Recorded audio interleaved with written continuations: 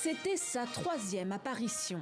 Pour clôturer la première journée de son jubilé de platine, la reine Elisabeth II, 96 ans et 70 de règne, allume le Tree of Trees, l'arbre des arbres, une sculpture de 21 mètres de haut devant le palais de Buckingham. Au même moment, des balises étaient allumées partout au Royaume-Uni et dans les pays du Commonwealth. En Écosse, au château d'Édimbourg, et en Irlande du Nord, sur le site de construction du Titanic à Belfast.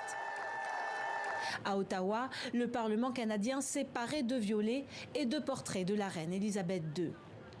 En Nouvelle-Zélande, le phare de Wellington, surplombant la capitale, a vibré au son de chœurs néo-zélandais.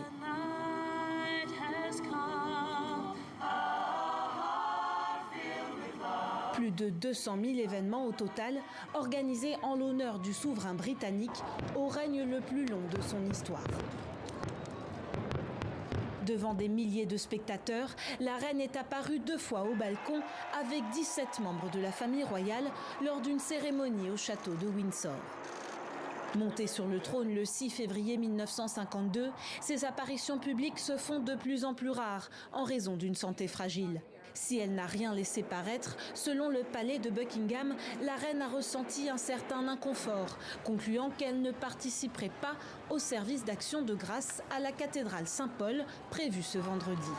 Quelques 400 personnes de la société civile sont attendues à cette messe qui doit marquer la première apparition publique du prince Harry et de sa femme Meghan depuis leur départ pour la Californie il y a 2 ans.